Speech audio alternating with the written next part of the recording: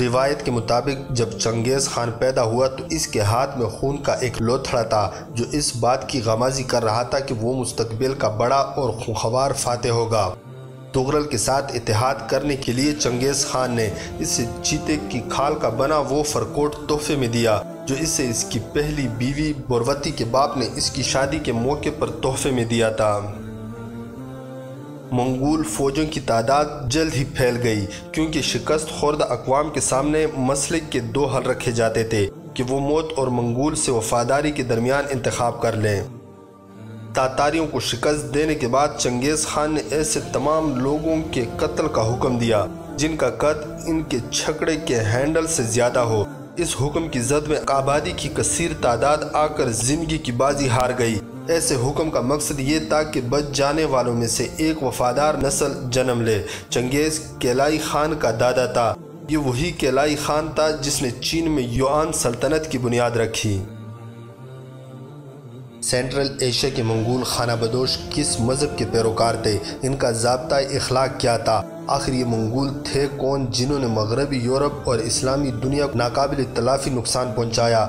کیا یہ تاتار تھے جیسا کہ غلطی سے انہیں یورپ میں تاتار کہا گیا؟ آج بھی کوئی اگر ریل گاڑی میں سوار ہو کر ماسکو سے ہو کر جھیل بیکال پہنچے تو ایک روز کی مسافت کے بعد راستے میں پڑنے والا دریائے اونون عبور کر منگولیا جا پہنچتا ہے۔ لین پول کی تحقیق کے مطابق منگول باقی قبیلوں کی طرح کا ایک قبیلہ تھا لیکن وہ ان قبیلوں میں اپنی منفرد عزت ضرور رکھتا تھا۔ ان آبادیوں کے جنوب میں صحرائے گوبی تھا جہاں دیگر قبائل سارا سال پانی اور اپنے جانوروں کے لیے چارہ تلاش کرنے میں سرگرداں رہتے تھے۔ ان کی تمام عمر شکار کرتے گزر جاتی تھی۔ جانوروں کی نسل کشی ان کا پیشہ تھا۔ انہی جانوروں سے وہ گوشت، دودھ، اون اور چمڑا حاصل کرتے تھے۔ گوڑیوں کے دودھ سے وہ ایک مخصوص شراب تیار کرتے تھے جسے خمیر کہتے تھے۔ ان کا گزر بسر جانوروں کی کھالوں کے لین دین پر ہوتا تھا۔ ان قبائل کا لین دین ترکوں اور ہمسایہ طاقت چین سے تھا۔ قبائل بیرونی حملوں اور ان کی چیرہ دستیوں سے محفوظ رہنے کے لیے چین کو خراج یا ٹیکس ادا کرتے تھے۔ اس دور افتاد علاقے کے بارے میں معلومات 13ویں صدی میں دستیاب ہوئیں جب دو یورپین انگریزوں فریزجان اور فریر ولیم نے علاقے میں پہنچ کر باقی دنیا کو ان قبائل کے بارے میں معلومات فراہم کی۔ اس کے علاوہ مارکو پولو کے سفر نے دنیا کو منگول اور چین کے بارے میں معلومات فراہم کی۔ آج بھی وہ منگولیا میں ایسے ہی رہ رہے ہیں جیسے صدیوں پہلے رہا کرتے تھے۔ منگولوں کا رہن سہن۔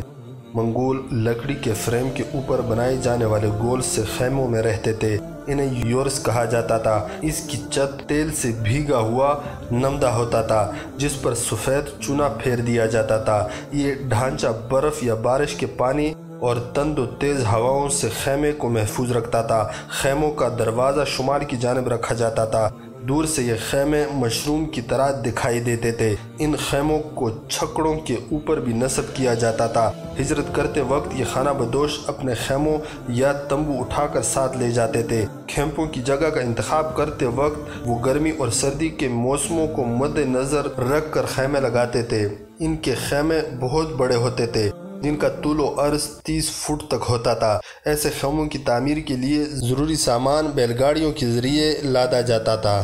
خیموں کے دروازے رنگدار ہوتے تھے۔ ان دروازوں پر خوبصورتی کے لیے پودے، بیلیں اور درخت بھی لگائے جاتے تھے۔ منگول جنگلی جانور اور پرندے بھی پالنے کے شوقین تھے۔ خیموں کے اندر فرش پر سوکھی گھاس ڈالی جاتی تھی جن کو جانوروں کی کھالوں اور ہاتھ سے بنی دریوں سے ڈھانپا جاتا تھا۔ خیموں کے اندر عورتوں کے بیٹھنے کی جگہ مردوں سے ہٹ کر بنائی جاتی تھی۔ خیموں کے اندر موجود آتش دانوں سے ذرا ہٹ کر گھر کا مالک کاوچ پر بیٹھتا تھا۔ خیمے کے وسط میں دھوئیں کے اخراج کے لیے ایک سوراخ رکھا جاتا تھا۔ خیموں کے اندر بیٹھنے کا ایک مخصوص انتظام ہوتا تھا۔ گھر کے مالک کی کاوچ سے آگے اس کا بھائی، پھر اس کے آگے اس کی بیوی کا بھائی اور اس طرح اہل خانہ رتبہ نشستیں لگائی جاتی تھی۔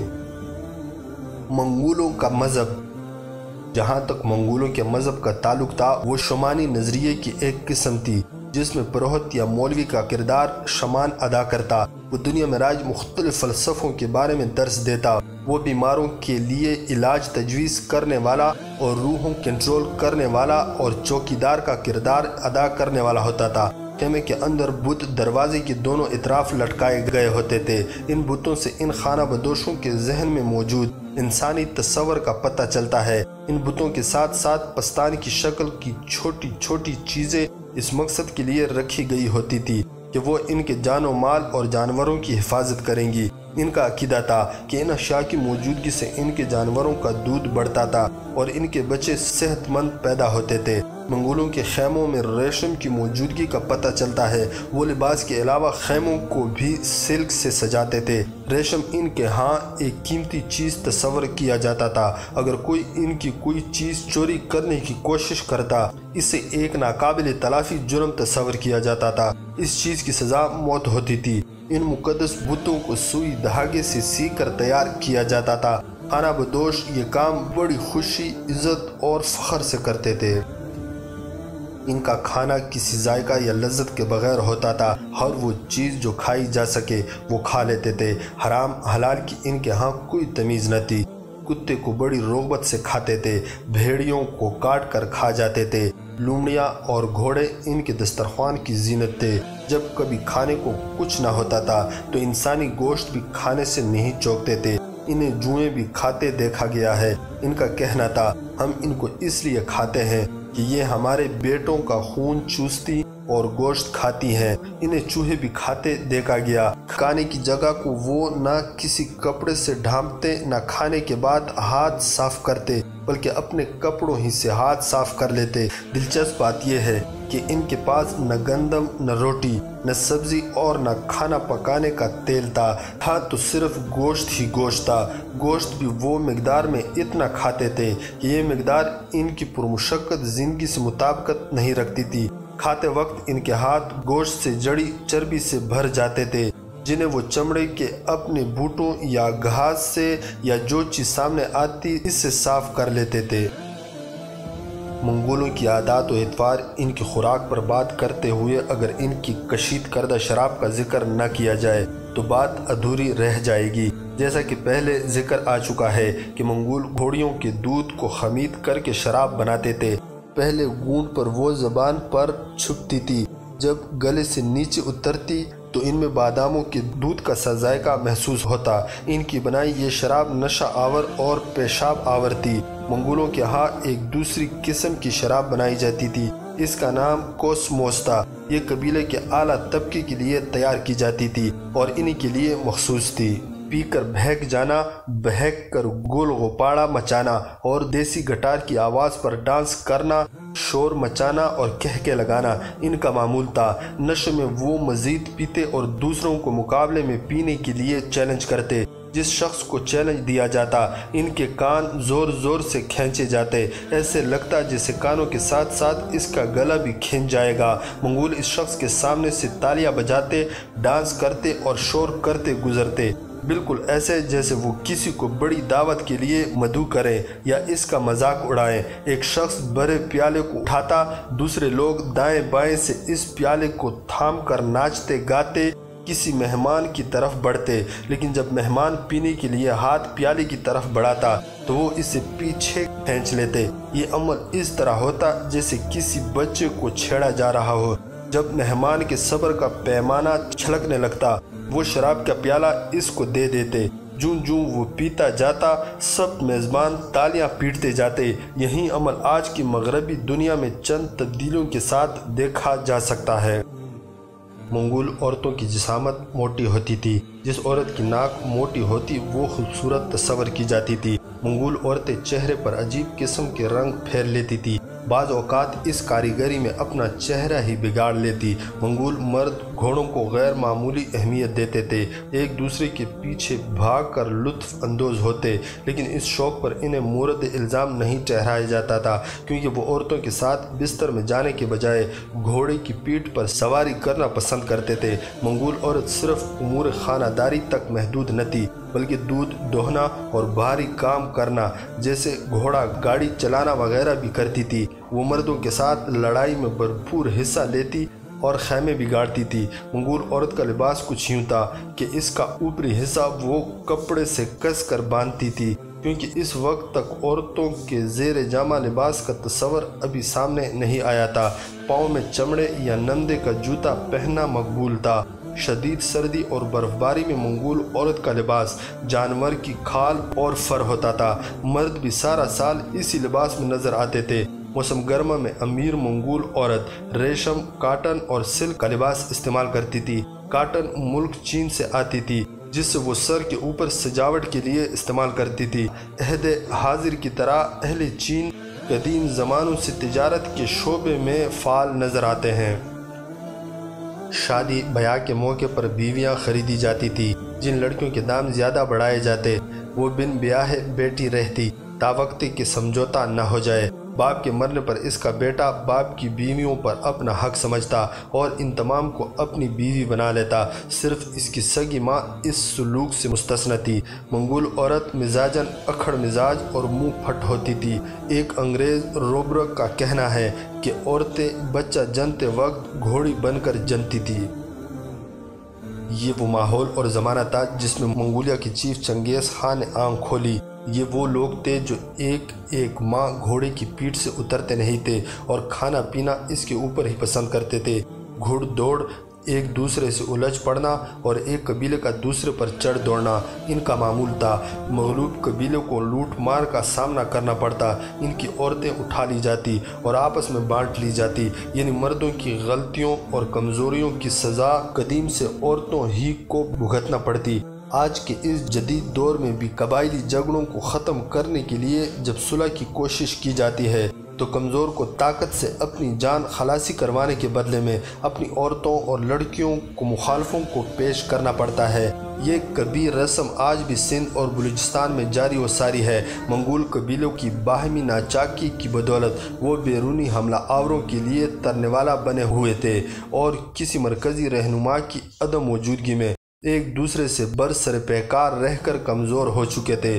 منگولوں کی زندگی کھٹن، وحشیانہ اور انسانی اخلاق سے آری تھی۔ جس کی لاٹھی اس کی بھینس کا اصول ہی ان کا ضابطۂ اخلاق تھا۔ ان کی سوچ کا محور ان کا دشمن ہوتا تھا۔ جو انسان چاہے منگول ہو یا غیر منگول، اگر ایک دشمن کی حیثیت سے ان کے دماغ میں گھس جاتا تو وہ تب تک چین سے نہ بیٹھتے جب تک کہ ان کا نام و نشان نہ مٹا دیتے۔ اس مخصوص ذہنیت کا اندازہ اس بات سے لگائیں کہ ہم کبھی بھی اپنے کسی نومولود بچے کا نام ہٹلر یا شیوا جی نہیں رکھیں گے، لیکن منگولوں کے ہاں ایک عجیب طریقہ رائج تھا کہ وہ اپنے دشمن کے نام پر اپنے بچے کا نام رکھ دیتے تھے۔ جیسے تموجن کے باپ یسوگئی نے اپنے بچے کا نام اپنے اس بہادر دشمن کے نام پر رکھا جسے اس نے انہی دنوں میں مغلوب کیا تھا۔ تموجن صرف 9 برس کا تھا جب اس کا باپ چل بسا۔ بعض مورخین کے مطابق اس وقت تموجن کی عمر 13 برس تھی۔ کہا جاتا ہے کہ یسوگئی کو زہر دیا گیا تھا۔ باپ کی اولاد میں سے بڑا ہونے کے سبب تموجن کو باپ کی مسند پر بٹھایا گیا، اس مسند پر جو ہر لحاظ سے کانٹوں کی ایک سیج تھی۔ 13 برس کے ایک بچے کا سردار بن کر بیٹھنا اس زمانے کے قبائلی اور نیم وحشی ماحول میں نہایت کھٹن اور جان جوکھوں کا کام تھا۔ اس امر سے اس بات کا اندازہ لگانا قطعی مشکل نہیں کہ تموجن کو ابتدا ہی سے کن نامساعد حالات کا مقابلہ کرنا پڑا۔ اگلے سبق میں اس کا تفصیلی تذکرہ موجود ہے۔ جب اس بچے کو قیدی بنا لینا کسی طور پر مشکل نہ تھا، بچے نے خود کو جنگجو کے طور پر منوانے کے لیے جرأت اور ہمت کا مظاہرہ تو ضرور کیا ہوگا۔ جب مر جانا اور مار دینا روز کا معمول تھا، اس عمر کے بچے کا زندہ بچ جانا یقیناً ایک معجزے سے کم نہ تھا۔ ثابت قدمی اور جوان مردی جیسی خصوصیات اس کی غیر معمولی شخصیت کے 2 واضح پہلو کے طور پر نظر آتی ہیں۔ جسمانی طور پر وہ اپنے ہم عمر لڑکوں سے ممتاز نظر آتا تھا۔ اس کی شان ہموار اور جلد گند بھی مائل تھی۔ آنکھوں کے خاندانی بھورے پن کے سبب وہ بھوری آنکھوں والے مغل کہلاتے تھے۔ طبعاً وہ کم گو تھا، لیکن جب بات کرنے کے لیے لب ہلاتا تو دوسرا کوئی لب نہ تھرکتا تھا۔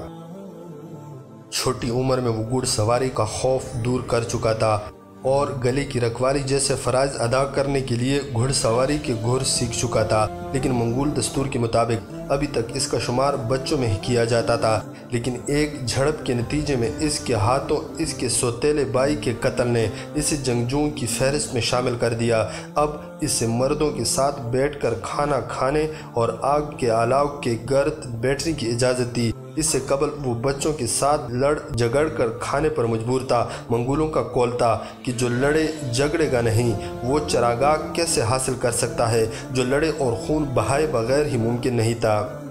جوان تموجن اس مشکل حال میں رہنمائی کے لیے اپنی ماں پر زیادہ تر انحصار کرتا تھا۔ ذاتی طور پر وہ اعلیٰ پائے کا بہادر اور جوش و خروش سے بھرپور تھا۔ یہ دو خوبیاں قیادت کے لیے ویسے ہی ضروری تھی جیسے جسم کے لیے روح، لیکن ان دونوں خوبیوں کی زیادہ تر ضرورت اس زمانے کے اعتبار سے میدان جنگ میں تھی۔ زمانہ امن میں ان خوبیوں کے علاوہ اور بھی خوبیوں کی ضرورت تھی جن میں تجربہ صرف اس تناظر میں تموجن تمام تر منصوبہ بندی اپنی ماں پر چھوڑتا تھا، جبکہ وہ صرف اپنے گھوڑوں، اپنے اسلحے اور جنگی ساز و سامان اور زور بازو پر توجہ مرکوز رکھتا تھا تاکہ وقت آنے پر وہ دشمن کے درمیان بہادری کی جوہر دکھا سکے۔ اس کی ماں فوج کے سرکردہ افسروں اور ریاستی مشیر جو اس کے گھر تھے اور جس پر اس کا خاوند یا یہ سگئی اپنی زندگی میں مشوروں کے لیے تکیہ کرتا تھا، اس کے ساتھ مل کر منصوبہ سازی کرتی تھی۔ اس طرح تموجن کی پشت پر تجربہ کاروں کا ایک تھنک ٹھینک تھا۔ انہوں نے تمام تر قبائل کے سرداروں کی طرف پیغام بھیجے کہ وہ تموجن کے لیے دوستانہ خیالات کو جگہ دیں اور ان جگہوں کا انتخاب کرے جہاں بوقت ضرورت دستوں کو جمع کیا جا سکے۔ دوسری طرف تموجن کے ذہن میں ایک ممکنہ جنگ کا نقشہ ابھر رہا تھا۔ وہ سوتے جاگتے گھوڑے پر سوار اپنی تیر کمان سے دائیں بائیں اوپر نیچے نشانہ لیتا نظر آتا تھا۔ اس کی طرف سے طاقت کا یہ مظاہرہ ایک بیکار شوق نہ تھا، بلکہ اس کی لشکریوں اور حمایتوں کے خون کو گرمانے کا ایک انداز تھا کہ وہ اس کی قیادت کی گرمی کے بارے میں کسی غلط فہمی کا شکار نہ رہیں۔ توانائی اور طاقت کا منگولوں اور ہمسایہ تاتاریوں کی مقامی زبان میں بہت سے قبائل کا ایک سردار کے ماتحت جمع ہونا اوردہ کہلاتا تھا۔ اس لفظ سے انگریزی الفاظ کی ڈکشنری سے اردو بھرا۔ یہ وہی عہدہ تھا جس پر یازنکئی کی بلا شرکت غیر حکومتی اور اس کی سرداری اس کی موت کے بعد اس کے نابالغ لیکن جری بیٹے کو منتقل ہو گئی تھی۔ عہدہ بہت سے علیحدہ علیحدہ قبیلوں پر مشتمل تھا جن میں ہر ایک کا اپنا ایک سردار تھا۔ یہ تمام سردار یازنکئی کی قیادت پر راضی تھے، وہ قیادت کا اہل تھا اور تمام سردار اس کو اپنے دشمن کے خلاف اس کی قیادت اور سیاست کی اہلیت کا یقین تھا۔ لیکن جب اس کا انتقال ہوا اور وہ اپنے پیچھے 13 برس کا ایک تجربہ کار نوجوان چھوڑ گیا تو کچھ سردار اس لڑکی کی قیادت کی اہلیت پر شک تھا، چنانچہ وہ بغاوت پر مائل ہو گئے۔ باغی سرداروں میں سے دو خاص طور پر یہ تصور کرتے تھے کہ قیادت پر ان کا حق ہے اور وہ خان کے اس مرتبے کے لیے ایک نو آموز لڑکی کی نسبت زیادہ موزوں ہے۔ چنانچہ انہوں نے ایک دوسرے کے ساتھ اتحاد کر لیا اور دوسرے قبائل کو بھی آمادہ کرنے کی صحیح کی کہ وہ ان کا ساتھ دیں تاکہ وہ 13 برس کے اس تجربہ کار تموجن سے ان کی گول و خلاصی کرا سکیں۔ ان کی زیر کمان 30,000 آدمیوں پر مشتمل لشکر اجرار تھا۔ باغیوں کے ان دو سرکردہ رہنماؤں کے نام تیچوٹ اور چاموکا تھے۔